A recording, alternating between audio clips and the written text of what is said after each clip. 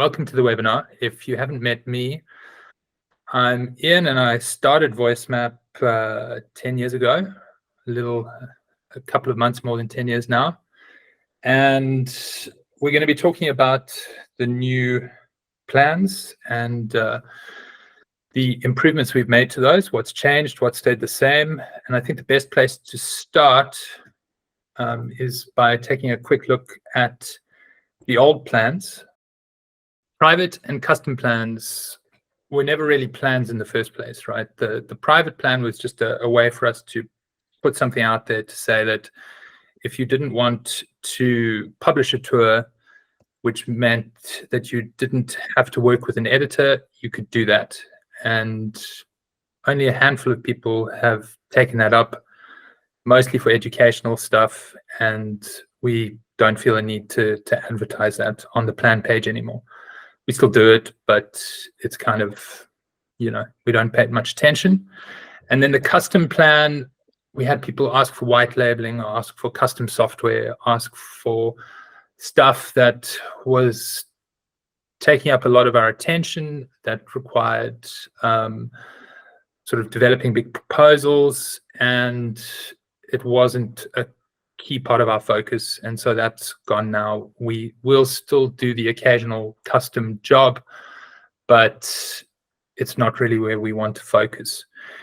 And so that leaves the basic plan, which is pretty unchanged, as well as the pro and premium plans. We still have those, but what used to be the case is that if you wanted to make your tours free, or you wanted to distribute through your own channels using voucher codes, you would go onto one of these plans. And that was pretty much the only reason. The Pro had and still has 1,000 download credits.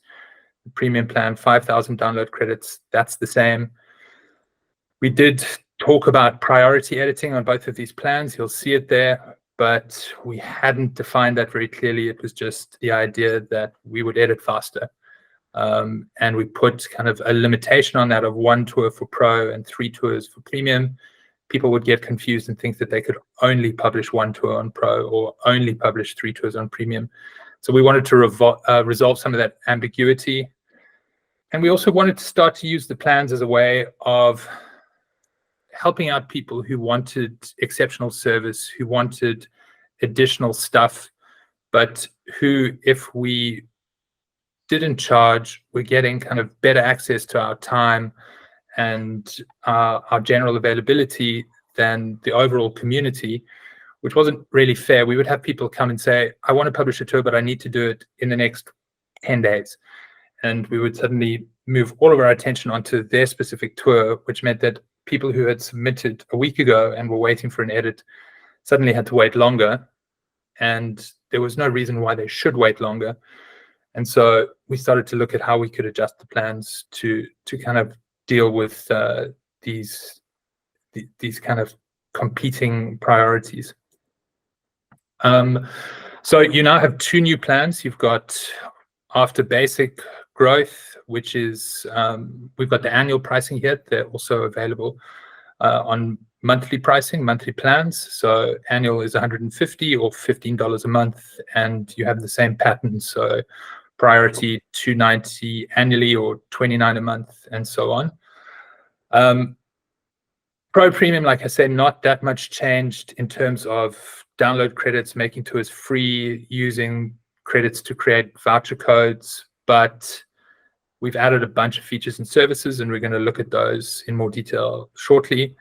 And then you've got the 2 new plans. These don't have download credits, but they have the features and services that we're talking about as additions to the Pro and Premium plan.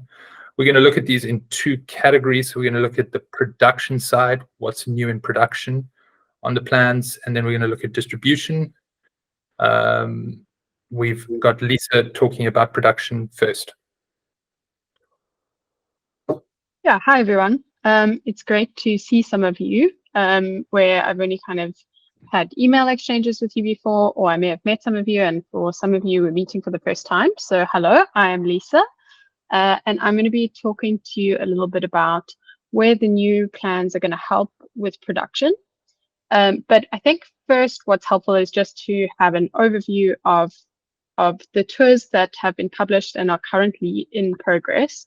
So on the left, you're looking at a graph of just how many tours have been published. So this is the total number of tours which have been published over time, which, as you can see, is increasing.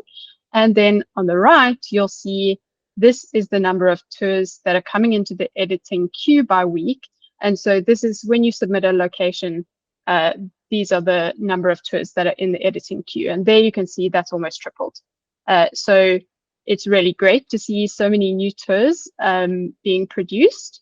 And what this has meant is that there has been a bit more demand for the editor's time. So we've grown the team. You would have met a couple of new members.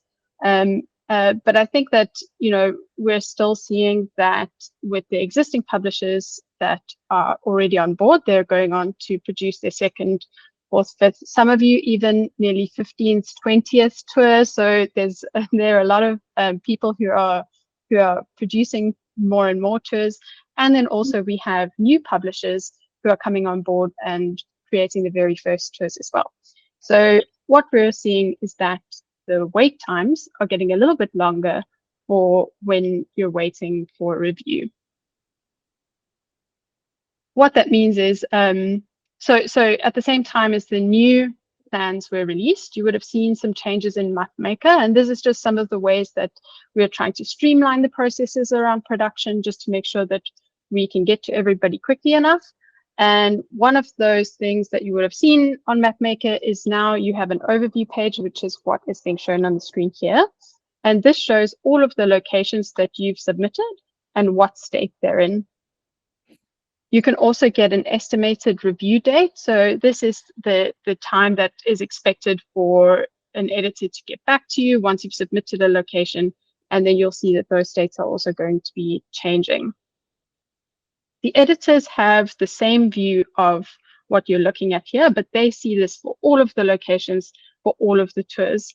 And we were looking at a way of how do we prioritize what gets edited and reviewed first. So Iain would have mentioned before with old plans is that on Pro and Premium, you had priority editing. And the new plan, the priority plan, now also includes priority editing. So priority editing just means that whatever you have submitted is going to the top of the queue. And so that includes the priority, Pro and Premium plans. There's a lot of P's. So all of those plans get priority editing. So that's just really a way that we're trying to help you get your turnaround time for your tour quicker. If you have a timeline that you're looking to produce the tour in, it's really helpful to be on a plan because you are guaranteed that your locations will be reviewed first. At the moment, that estimated time is currently, if you're on a plan, that is 2 working days that you'll get feedback on what you've submitted. And then if you're on any of the other plans or standard basic, that is currently set to 5 working days. And that may change as the demand for editing changes. So we're going to break down what those services also include throughout the process. So priority editing is one part of it, but at each stage of the process is the plans provide different services. So on the basic, you will still have access to the publisher documentation. That means that really if you want to go at your own pace and just follow the documents as you go, that will always be available to you. But we've also found that there's some people who would like some extra assistance with MapMaker and plotting the route. It's something that is maybe a little bit finicky and you don't really want to do it, is that on the priority plan, we'll help you with the map setup. How will we do that? 3 different ways. So you can either jump on a call with an editor who will plot the route for you. The second way is that you can submit a KML file to us. We'll upload it and make sure that all of the formatting is correct for the route. Or a third way is you could just briefly describe the route to us and we'll map it and then just check with you that that is all correct. As Iain mentioned before as well, on the Pro and Premium plans, there was a misconception that you could only create one tour on the Pro plan and only create 3 tours on the Premium plan. So here we've just made it more clear that you can produce multiple tours at the same time.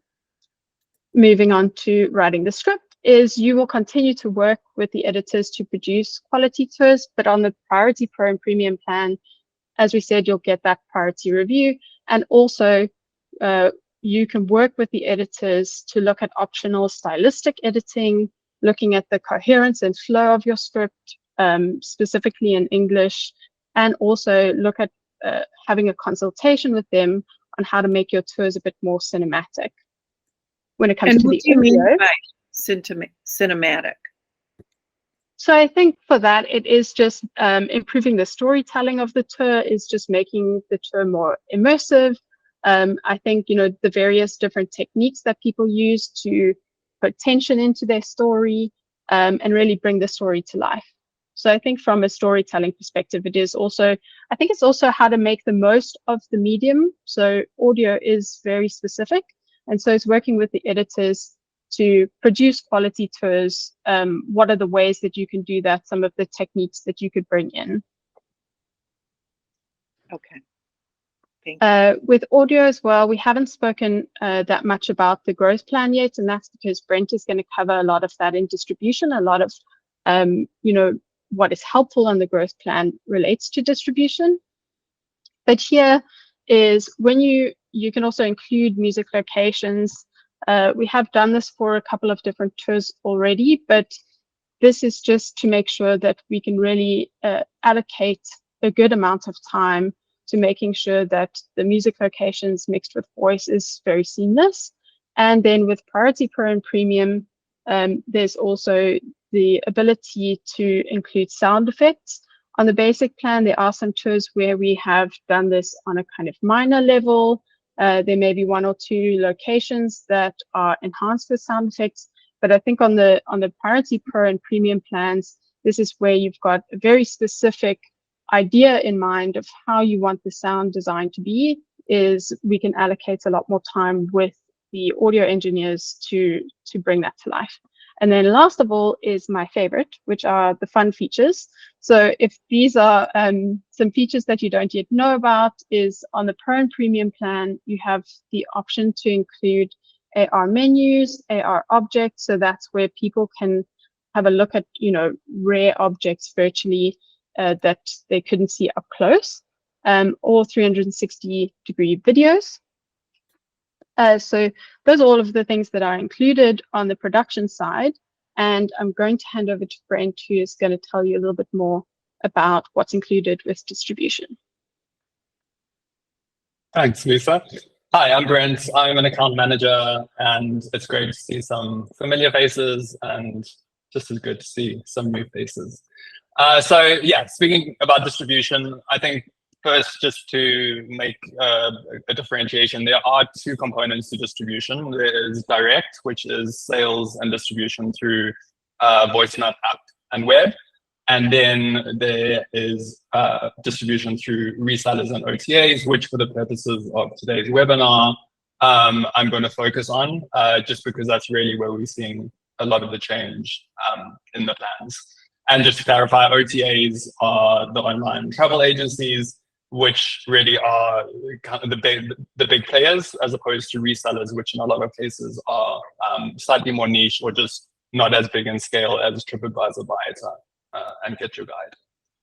So this time last year, we were only distributing through Viator and TripAdvisor, and this was followed a little later by Get Your Guide and Musement. Since then, we've added multiple new distribution channels, including Klook and direct listings with Google Things to Do. So some of the new distribution channels that you can see on this slide. We've also started using Booking and Booking Marketplace, which allow us to instantly make any of our tours available to any number of interested resellers, 2 of which we currently have contracts with, also on this slide, that being Touristy and Do's. Now, with the OTAs, for a while, none of them actually wanted to let us list our products at all. They didn't feel like self-guided tours fit their idea of what constituted travel experiences. So generally, OTAs have been quite skeptical of self-guided tours, and they're still changing quite often the criteria and types of products that they will accept. So, for example, Viator, which we got our foot in the door last year as one of the first OTAs that we listed with. They've come around to the idea of self-guided tours, but very recently they've made the decision that they will no longer allow us to list tours of ticketed attractions, and this is a fairly recent change. They also started charging $29 per listing, this being for their so-called product quality reviews. And ultimately, because we're responsible for growing the platform, that being VoiceMap as a whole, and to do that as effectively as possible, we've either had to choose, in Viator's case, which tours to list, or where publishers have specifically wanted their tours listed, they've then paid the $29 listing fee. So that's kind of what's happened in the last year at Viator. Get Your Guide as another example. To get our foot in the door there, we looked for and made contact with the San Francisco destination manager for Get Your Guide, and we started by listing just one tour that had been published by the San Francisco Chronicle. And with this, we managed to convince them that we were a good fit, had value to add, and that ultimately became our way in there. So I think the key thing here is to emphasize that the entire landscape, the OTAs, the resellers are constantly evolving, and there's a lot of strategizing and planning that goes into how we approach each of our distribution partners, as well as what tours should and can go on to which resellers. And up until now, we've often approached new product listings without very much structure and without as much planning as we'd like. Where we're at now, figuring out this type of stuff takes up a lot of mine and Lisa's time, and the plans really facilitate this. So if we have a look now at the next slide, you'll see that to an extent, the way that we have approached adding new products to our primary reseller network has actually worked, because we currently have over 1,000, just over 1,000 active product listings across at this stage our primary resellers, being Viator, TripAdvisor, Get Your Guide, and Amusement. But we're adding between 30 and 40 new product listings each month, and the plans are helping us do this with a bit more structure. The reality is that some publishers will publish one tour and they disappear or they disengage. They still obviously get paid their royalties, but we don't necessarily have the same ongoing involvement or engagement with them as we do with other publishers who do want their tours listed and who do want to stay engaged. So we're going to continue accommodating this kind of spectrum of publishers and looking at our whole inventory of tours and figuring out which tours will sell best. And so there is an element of ad hoc listing that we will still continue to do. But we also want to really try and fit specific tours to specific OTAs and resellers. So we're just trying to offer a more structured approach to make sure that we're exploring absolutely every possible avenue for growth. And overall, I think that this is the best way to see individual publishers succeed, but also to see the success of the platform as a whole. So key takeaway here is that different channels work for different publishers and different resellers will work for different types of tours. The plans put a structure in place, and we can provide a bit more strategic planning and guidance on a publisher level. So if you're on Basic, we'll list your tour on our primary resellers. And if we're listing on Viator, we will pass on that fixed one-time listing fee per tour. Whereas if you're on Growth, we will list your tours on our reseller network, and where we can, we will continue to optimize these listings for you to improve performance. If we're listing on Viator, and Viator specifically, the subscription fee does include the Viator product listing fee for any number of tours that you have published. So not just one, but it will cover the listing fee for all the tours that do go up. That said, we can put your tour forward to Viator, but we can't guarantee in all cases that it'll be accepted. So for example, if your tour is of a ticketed attraction, we won't be able to list that on Biochar. So if one of your tours isn't a good fit, we'll let you know and we will discuss alternatives. So we kind of opening up the reseller network there and saying we'll find the best fit for your tour. Now for publishers on Priority Pro and Premium, we're able to prioritize your reseller listings. So we'll bump them up to the top of our queue. And we'll be able to spend more time working with you on an ongoing basis to optimize and improve your listings over time. And if you take a quick look at the bottom of this slide, you'll see just based on a random costing scenario where let's say you are offering your tour for $9.99. If you're on the priority plan, you only need to sell 6 tours in a month to cover the monthly subscription fee. So if you do want to take a look, this calculator is on our pricing page, on our partner page. So take a look there and see and calculate based on the cost of your tours, how many you would need to sell. At the moment, we're running experiments on Get Your Guide and TripAdvisor. And as you can see on this slide, we're updating the primary product images on the reseller listings as part of an ongoing optimization experiment. So these were done on a destination level, so a range of products that are in Berlin and New York. And then we're actively measuring the experiment success using data and analytics like the number of conversions, the number of page views, the number of bookings and impressions. So although these experiments here, these examples were done on a destination level, we would run similar optimization experiments with you on our Priority Pro and Premium plans. And I think there's definitely value in that. Now, on the next slide, to manage the number of active product listings, we've developed Resell Reply. It's our proprietary software. We've developed it, and really, it's the only way to manage multiple thousand product listings efficiently. So what happens is Resell Reply will send out an automated booking confirmation to all customers who buy a tour through a reseller or through an OTA.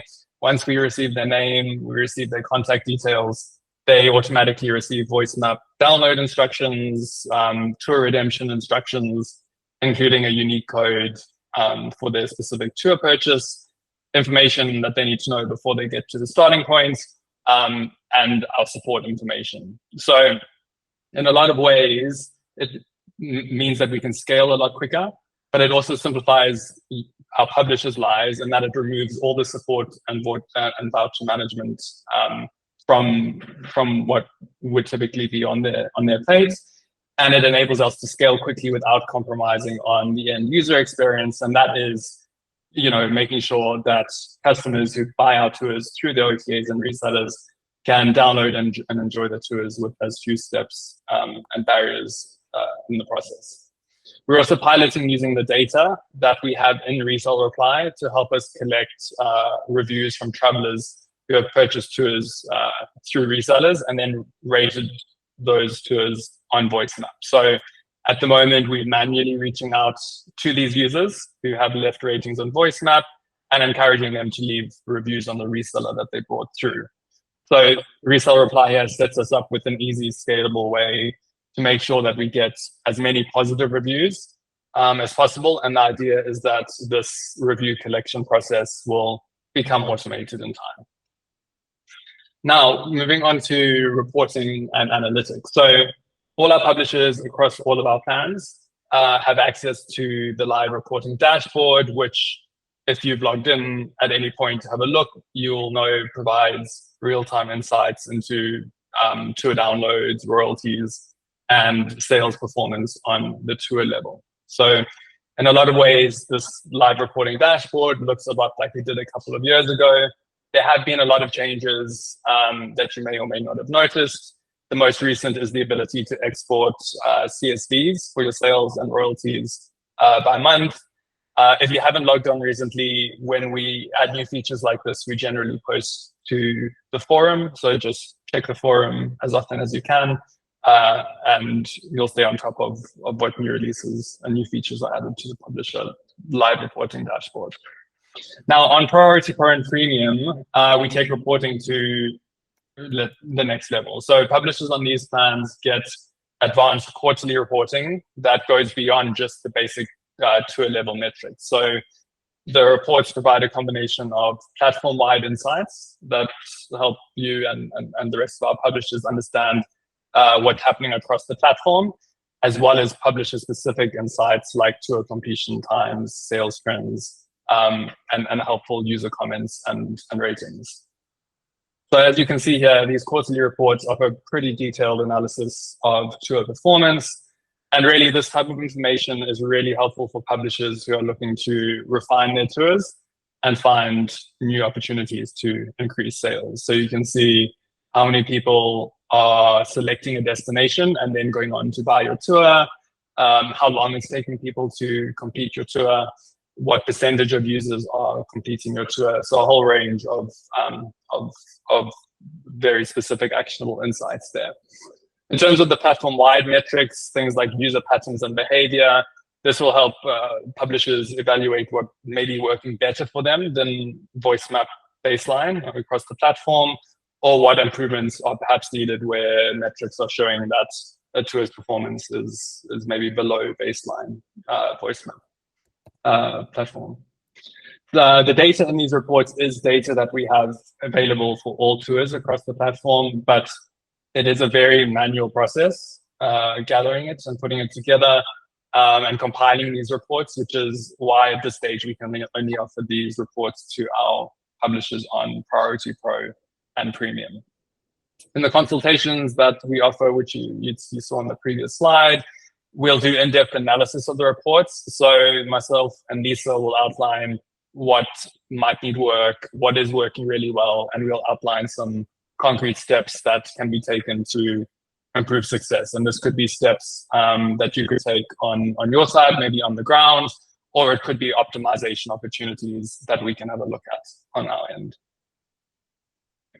And then the last bit from me is just how we've made managing your plan simpler and more flexible. So we acknowledge that managing plans was a little bit fiddly before, so we've now moved to fully automated plan management. So whether you're looking to upgrade or downgrade, the adjustments are now done automatically. So even if you're on the basic plan, you can upgrade from the publisher dashboard, and your new plan and credits, if you're hypothetically upgrading to Pro or Premium, will take effect immediately. And if you then decide to upgrade again a month later or 6 months later, the pro rata adjustments will be calculated automatically before you confirm. Downgrading is pretty much the same, just as straightforward, except the effect will come in at the end of your current billing cycle. So if you're downgrading from Premium to Basic, that'll come into effect at the end of your current billing cycle, whether that's monthly or annual. And yeah, I think our goal with the self-service plan management really was to simplify the process as far as possible while offering as much flexibility. And this is reflected in the monthly and annual options. And I think it comes from a place of understanding that what your goals are today are not necessarily going to be the same in 6 months' time, and your goals in 12 months' time might be hugely different. So offering this flexibility as well as the annual and monthly options opens this up to really meet your needs as best as possible. And I'm now going to hand over to Iain to talk about what's coming next. Thanks, Brent. I actually want to make as much time as possible for questions, so I'm going to go through this pretty quickly. I've got a screenshot here of our new indoor player. This is from the tour of the Vatican museums that we published last week, and it has a lot more flexibility built in. So we've got 7 hours of content on that tour, but it's possible to get through it in 2 or 3 hours or to spend much longer. And the reason I raise it, I mean, this is available in MapMaker right now. If you have an interest in producing an indoor tour, I encourage you to use these new tools. The documentation for them is still a bit thin, but it'll be coming through soon. And your editor will be able to help you with any questions you might have. I think it is pretty self-explanatory, and there is a note explaining some of it on the blog at the moment. It's the latest blog post. But where you have 7 hours of content, but people only listening to 2 or 3 hours, you start to need analytics about what people are choosing to listen to, what people are skipping, and maybe what people are not listening to all the way through. So maybe people are listening to 2 minutes of a 5-minute track, for instance. And so we see a need to build analytics around how much of the audio people are actually consuming on a tour. This is more useful for indoor tours, for tours with choice, than it is for outdoor tours. But I raise it partly to say that this is something that is initially going to require a bit of manual configuration, a bit of sort of data export on our side, putting that together in something that can be then presented to a publisher in a way that's understandable. But as we kind of have these conversations with publishers and learn what is most useful, we will then try and automate stuff. So the idea with the plans is to give access and to kind of, you know, where there's a lot of manual lift, where there's a manual process, we want to be able to give that access, but we do intend to make everything that we provide on a plan to everybody else on all of the plans on the basic plan. Once we can fully automate it, it's really about the amount of time that goes into compiling some of this stuff and managing all the OTA listings.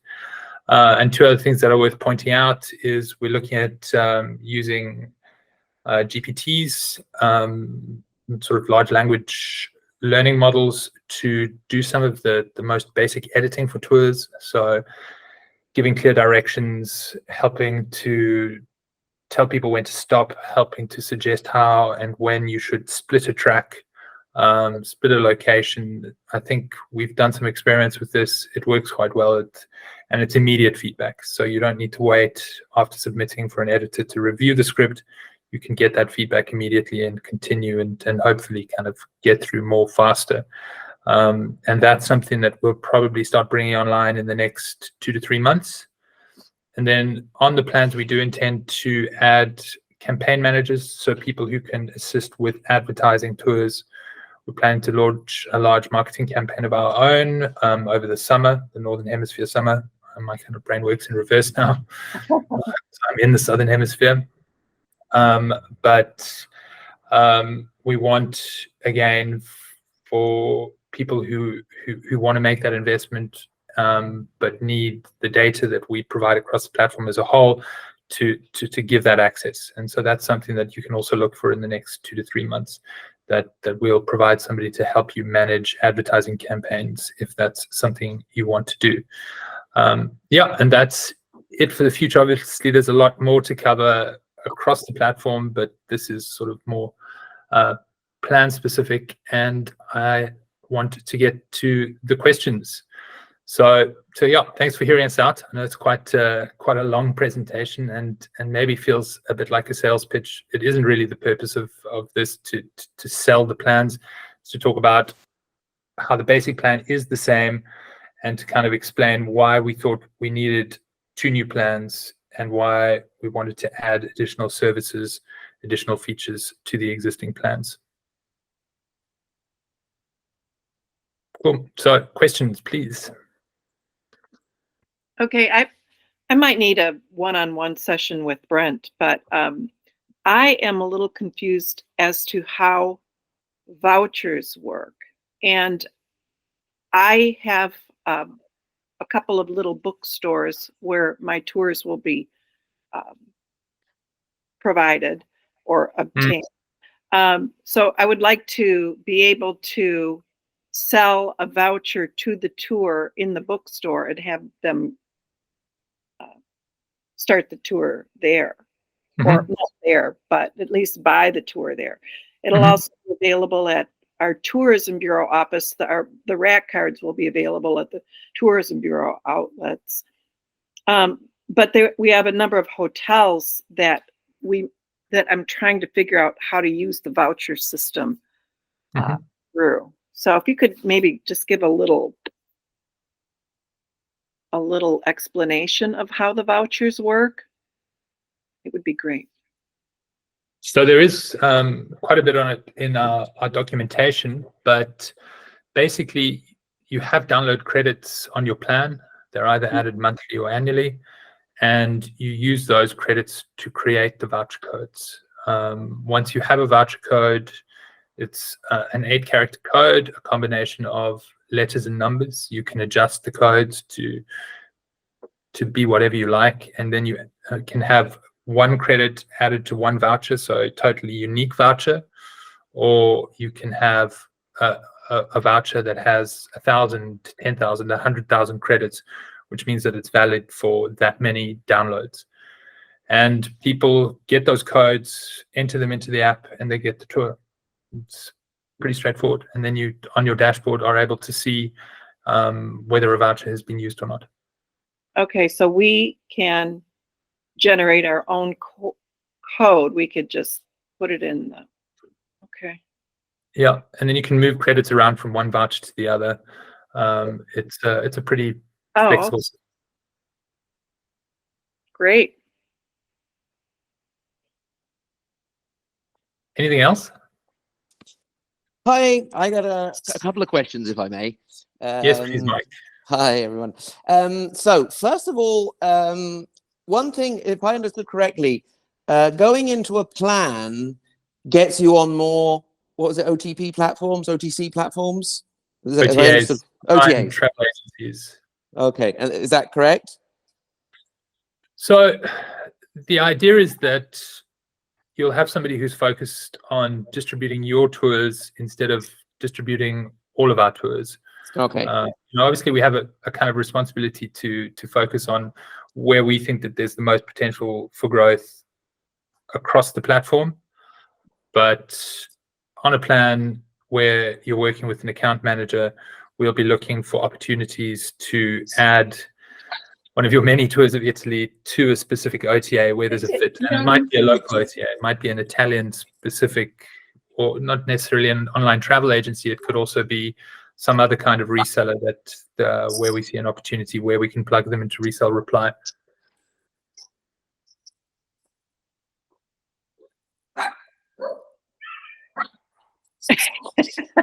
Mike, you still there? Yeah, I lost you for a second there. Sorry. I got resell reply. I got up to resell reply. No, you didn't miss anything. I think Okay. Maybe I just stopped where you didn't expect me to. Okay. Yeah. Okay. No, that's cool. So would it make sense for me to say, okay, can I have a meeting with you, Iain, with Gary, whoever, and sort of, would you be able to say, this is your current level of sales. If you get on a plan, XYZ plan, you could reach, is that something feasible, or is it just sort of wild guessing, or? Yeah, I think at this point, it's going to be hard to forecast exactly what the growth is likely to be, because most of these resellers are pretty new, and so we're adding our first products to them, and we're trying to prioritize what products to add, and we can estimate, how big they are. We understand where. So Klook is a good example. It's pretty big, but it's only big in Asia primarily, and that's outside Asia as well. So you get a lot of Asian tourists in Italy, for instance, and Klook is a good platform for that. But how well VoiceMap tours are going to work on those platforms, it's still hard to say.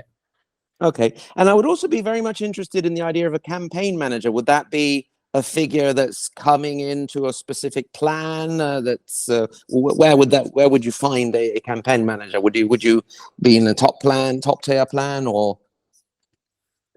Yeah, this is kind of, we haven't fleshed out the details. Okay. But it would look. We are basically running our own campaigns, and once we've figured a bit more of that out, we will be able to understand better how we can add them to plans in a way that's scalable. So we kind of need to do it for ourselves. It's a pretty cool view. Where are you? Well, this is the courtyard. Yeah, sorry, because I was just fiddling around in the garden. So. Yeah, so look, I see a need for it. A lot of people have said, well, this is interesting. I want to advertise, but to do it myself is difficult. And then there's a lot of data that you can't get if you're advertising your own on your own. And so it makes sense. I think it could be very, because I mean, one of the things I find rather frustrating is, I feel I'm sitting on this untapped potential of possible tour sales. And it would be enough just to, obviously you need to put a lot of work into it, but if you can find the right channels, I think it could really be, especially in a small crowded country like mine. So. Yeah, for sure. I hope that some of the stuff with Italy's, the last release was VoiceMap Rome, right? And so I hope that we will see a big uptick in Italy over the summer. We ought to. And I think that like a regional strategy there really makes a lot of sense. Yeah, that's the kind of thing I was thinking. So yeah. Cool. So watch this space. It is okay. High on the list of things to get done, and we'll let you know as soon as we are going to are ready to tick that box. Brilliant. Thanks very much. Thank you, Mike. Yeah. Okay, I just have another quick question. I hope it's not redundant, but the resellers would be, the only one I was familiar with was Facebook, and Facebook is considered a reseller, correct? It's not on the list, no. And I mean, you can have a Facebook. TripAdvisor. I'm sorry. Yeah. So TripAdvisor owns Viator, which is actually the reseller, but they take all of Viator's inventory, put it on TripAdvisor, and just brand it TripAdvisor. It's actually the same thing. But okay. Yes, yeah. And we don't do anything with regard to that, or are we supposed to be buying ads on TripAdvisor, or? No, so we handle that. We handle that whole thing. So we'll do the listing for you, and then we do all of the support. Viator users tend to be the hardest people to work with, because Viator's system is pretty clunky, pretty old, not really set up for the sale of self-guided tours. And so it's a few steps from buying your tour in Viator to actually downloading it in VoiceMap. We try and take as much of the friction out of that as we can. That's why we built Resell Reply. And there, we want to be able to spend more time optimizing the listings, figuring out what works in terms of those optimizations. But it's hard to. We're trying to figure out how to focus that, and we want to be able to do it at the publisher level. Okay. Thank you. I've got a couple of questions. On my tour, where it's listed on TripAdvisor and on Get Your Guide, one of the photos I got of the places, because we've had so much rain, it was really difficult to get photos where everything wasn't very wet. And is it possible to update? I mean, I've got now slightly better photos. I managed to get a day when it was sunny and got a couple of photos in the sunshine. Is it possible, once the listing's gone on TripAdvisor, to change any of the photos on it? Yeah, just send them to us. We'll do it for you. No problem. And the other question is, looking at the places around us for where I'm going to do my next trip, which I've already decided which one I want to do next anyway, but Stratford-on-Avon is a really big place for tourists. You've already got one VoiceMap tour in Stratford-on-Avon. Somebody else has already done one. Is it better for me to concentrate on doing places where there are no other VoiceMap tours, or just do one that's mine that's just a bit different? Look, I can imagine there would easily be space for 2 tours in Stratford-on-Avon, because, but the thing is, does it have a different starting point? Is the route different? Is the story it's trying to tell different? Then, no problem, go ahead. Yeah, you kind of need to look at that on a case-by-case basis. I think, it would depend. If you've got some idea of a place where there are no tours that you could also create new touring, we could weigh those two things up. But what we've typically seen is that as destinations get more tours, we don't see, the kind of rising tide lifts all boats. It's not like you now are sharing, you're dividing that pie by two. You start to see more sales in that same place. Obviously, that's not a perfect rule that applies for every destination, but typically, as long as the tours are differentiated, they will both sell. So as long as it was significantly different in some way. Okay. Yeah. And we've got 90 plus tours in London now, and they're all different. Yeah, well, London's a big place. There's lots of different tours you can do. Sure. But smaller places can have two. Sorry, I had another really quick one. You said, Iain, go ahead now then with with testing. We're trying to do another indoor tour. We're ready to go with those then. Sure. Yeah. Look, okay, we can excellent. update some of the older ones as well, Mike. If there's a need to create sections within them. I mean, sometimes you want to speak to the interface in the audio, but for sure, go ahead. It's very self-explanatory. Basically, you can group the locations into sections, and you can have different kinds of buttons to tell people what to do when they start a location. So on the Vatican Museums tour, we have two buttons. We've got the I'm Here button, which we've always had, but we've also got a button that says Dig Deeper. The idea with the Dig Deeper locations is that, this is something that maybe not everybody wants to know about. It's going to take a bit of extra time. You can skip it, or you can dig deeper. Okay, so would you also recommend redoing St. Peter's, or leave it as it is? Again, how else are you going to use your time? What's the other tour that you might work on? Well, Modena at the moment. Then yeah, I think you asked for Siena, I believe, if I'm not mistaken. So it's going to be Modena, Bergamo, Siena. Yeah, we could definitely use another tour in Siena. The one we do have is not well loved. Yeah, that's what you mentioned. Yeah. I was hoping to get there this summer. So. Yeah, I think that could do really nicely. But indoor tours, the thing is also, obviously, anybody is welcome at any time to start a sandbox tour, play around with the new tools. Yeah. I was thinking Milan Duomo. Milan, the Duomo, the cathedral. Yeah. That makes a lot of sense. Is it ticket? Okay. Hello? Is it ticketed, Mike? Do you know? Is there an entrance? No, churches are not generally ticketed in Italy. It's the opposite of England. Okay. Well, then, that makes a lot of sense, because then it's very easy with the OTAs. Okay, great. Okay, one more quick one. I saw something about 360 degrees. Are you getting to the point where you're able to do a 360-degree photo on some of these sites? We offer 360-degree videos at this point. The idea is, look, the idea there is to recreate a specific moment more than it is to, we offer a way to listen to tours virtually, but I wouldn't say that we're a virtual tour platform. Looked at the data not long ago, and I think, what was it, about 17 or 18% of tour purchases never get used on site.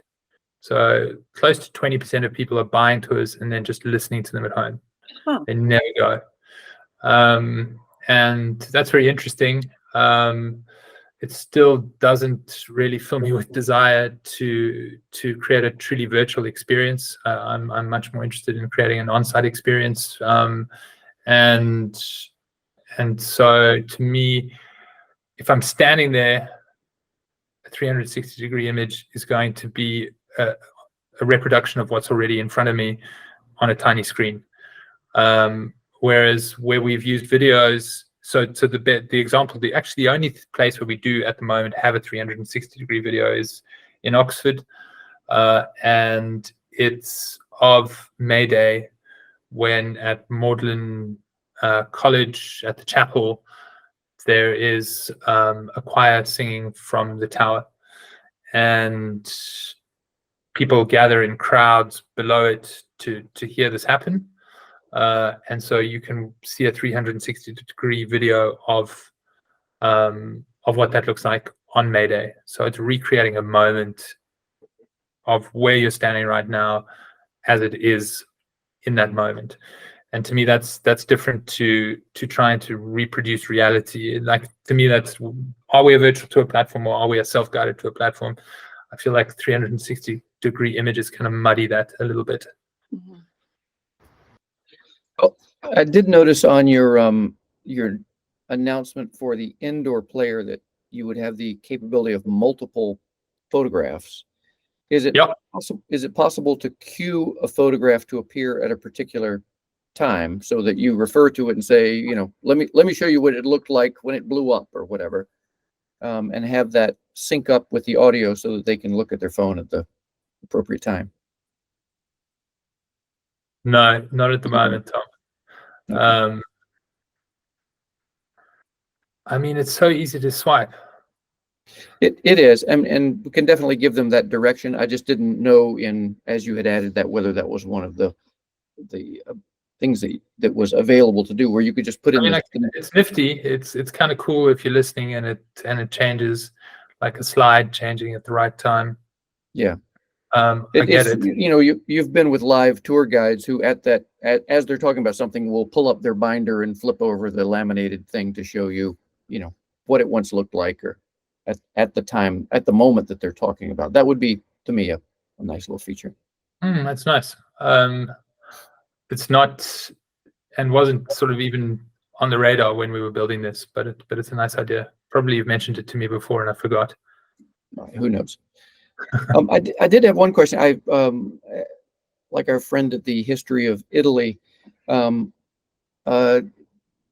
know, it sounds like the features in your plans have to do with tour creation, getting help there at various levels, then with direct sales, either with selling vouchers yourself or getting them onto the OTAs, and then marketing, if I were to break those into kind of the buckets. And everybody needs different things, but I don't really need help with tour creation. Not really interested in trying to do the direct voucher sales. You guys have been great about the the OTA listings, and we've talked a bit about marketing. But in terms of, do I need to be on a plan, or which of the plans? You don't have to answer now, but what would be right for someone in my situation where there's a whole bunch of this I don't need, but some of this I really want. Yeah. So yeah, I agree. Exactly the same for me. Yes, exactly. Yeah, you guys are in the same boat because you do all your own audio. You kind of get left alone to do the scripts. You've done a bunch of tours, so you know how the system works, and so you don't need much hand-holding on the production side, and so all of those production services don't really apply. Look, I think you could just start out on growth, and that will get you attention from the account managers. You'll be on the list of prioritized publishers, prioritized tours when we're looking at what we can do with all of the OTAs, with all of the resellers. And look, we have some plans that go beyond this that we're not quite ready to go into much detail on, but we want to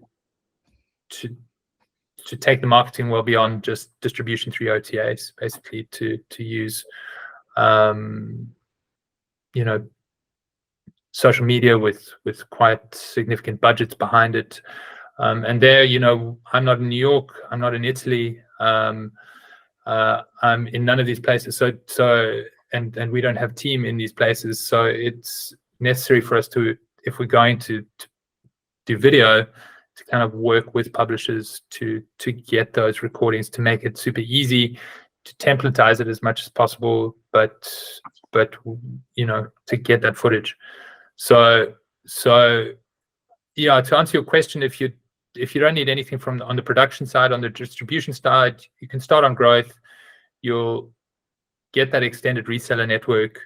You won't get as much data, I think, is the big difference. You won't get a breakdown of the conversion rates, of how many people are completing your tours, but that would be the primary difference, I'd say. I don't know if maybe Brent disagrees with me, but the plans are new. I don't know them off by heart just yet. No, I think that sounds about right.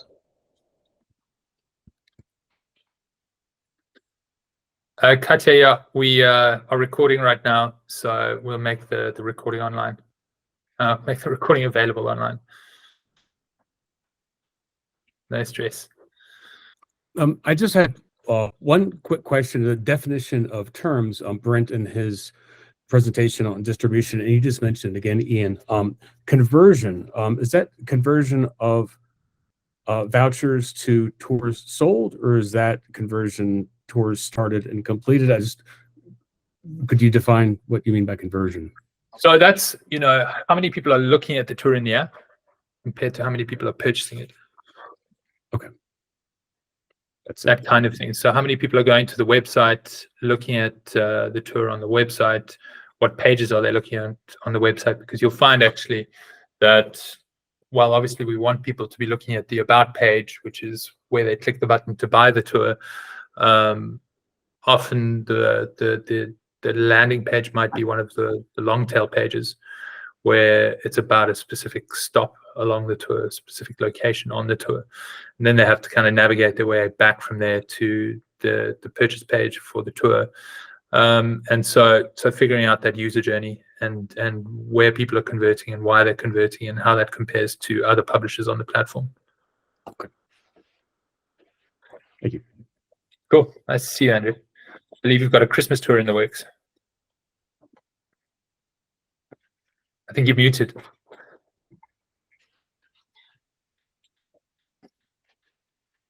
I didn't hear any of that. You're muted. Yeah, technology not always a strength. I was just saying I have a Christmas tour coming out that I got a grant for. I have a ghost tour that'll be coming out in Halloween that I got a partial grant for. So yeah, I'll be very busy spring, summer, and fall getting all this ready and promoting it. Cool. Looking forward to it. Yeah. Any other questions? Nope. Well, we're kind of on the hour anyway, so last opportunity to ask a question if anybody has one. Otherwise, I will say thank you very much. Yeah, okay. So thank you everybody. Claire, nice to see you. I can see your video there. Yeah, thanks everybody for joining us, and for all you do in terms of producing and distributing these tours. It's it's really a kind of a wonderful thing that has come together over the last decade, and yeah, very grateful to all of you. So thank you, Iain, and I'm going to be following up with Brent and maybe you after this. Cool, good. That'd be nice. I think we will have another webinar fairly soon, probably about the new indoor tours. We also have some music stuff coming through that I want to talk more about. We're going to try and have the webinars more regularly in general over the next while. So yeah, we'll be on a call again soon. Great. Thank you very much. Thank you. Everybody. Thanks, everyone. Bye. Bye. Bye. Bye.